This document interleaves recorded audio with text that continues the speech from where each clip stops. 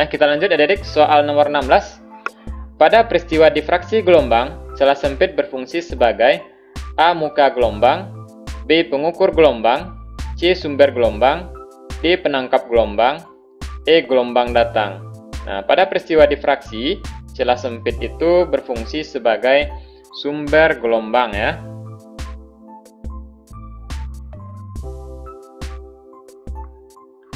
Sebuah fluid rata-rata menimbulkan taraf intensitas bunyi 80 dB. Besarnya taraf intensitas bunyi yang ditimbulkan oleh 10 buah fluid pada saat bersamaan titik-titik dB ya. Soal ini berkaitan dengan taraf intensitas bunyi yang dimiliki oleh beberapa sumber bunyi yang dibunyikan bersamaan. Nah, untuk itu kita cukup menggunakan rumus yang sudah ada. TIN ya, TI untuk beberapa sumber bunyi sama dengan TI ditambah 10 log N. Nah, ingat ini rumusnya adik-adik. Nah, kita lihat data yang diketahui di soal. TI 80 dB, jadi kita masukkan langsung 80 ditambah 10 log. Nah, N itu adalah banyaknya sumber bunyi. Nah, di sini diketahui 10 sama dengan 80 ditambah 10 dikali log 10 itu 1 ya. Nah, 80 ditambah 10 sama dengan 90 desibel. Jadi jawabannya adalah B. Sebuah sirine berbunyi dengan frekuensi 800 Hz. Tiba-tiba ada sirine lain berbunyi, akibatnya terdengar bunyi keras dan lemah secara periodik dengan periode 0,5 detik. Besarnya frekuensi yang lemah adalah titik-titik Hz. Nah, soal ini berkaitan dengan pelayangan bunyi ya. Nah, kita ingat bahwa pelayangan bunyi, ya, frekuensi layangan dapat kita hitung dengan mengurangkan atau mencari selisih antara dua frekuensi. Jadi F2 ya, kita misalkan F2 dikurang F1. Nah, sekarang kita lihat data yang diketahui di soal. Sebuah sirine berbunyi dengan frekuensi ini, kita misalkan dengan frekuensi F2. Karena yang ditanya adalah yang lemah, berarti F1 ya. Kemudian periode, jadi ini periode layangan TL ya. Nah, untuk itu kita harus menentukan terlebih dahulu nilai frekuensi layangan. Nah, kita ingat bahwa frekuensi sama dengan 1 per T ya. Nah, berarti kita tinggal menghitung 1 per 0,5 sama dengan 2 Hz. Nah, maka untuk frekuensi layangan yang nilainya tadi 2 sama dengan F2-nya sama dengan 800 dikurang F1. Nah, maka nilai F1 sama dengan 800 dikurang 2 sama dengan 798 Hz. Ya. Nah, kita dapatkan jawabannya D. Sebuah sumber bunyi bergerak mendekati seseorang pendengar dengan kecepatan 10 meter per sekon.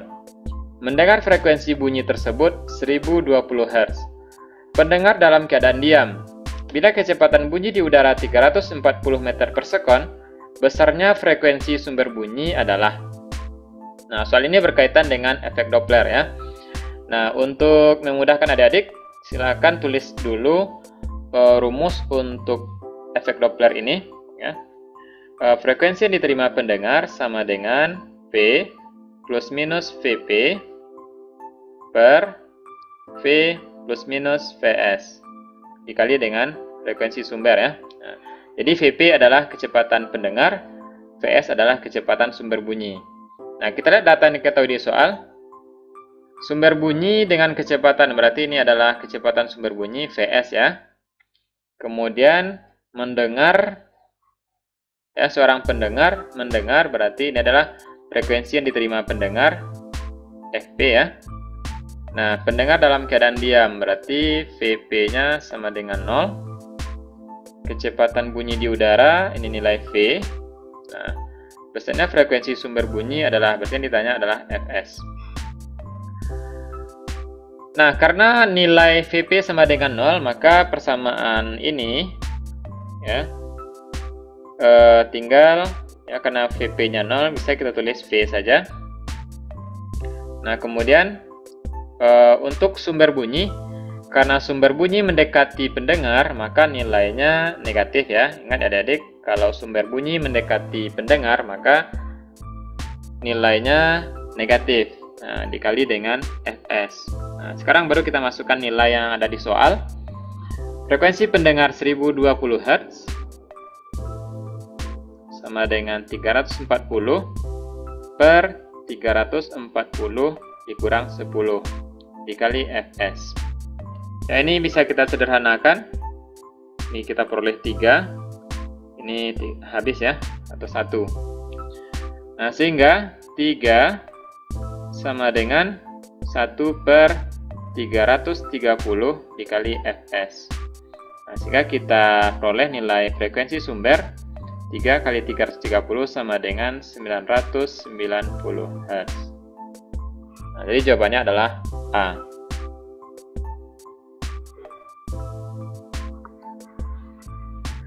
Berikut ini adalah beberapa pernyataan tentang manfaat gelombang ultrasonik dalam kehidupan sehari-hari. Nah, pernyataan yang benar adalah nomor.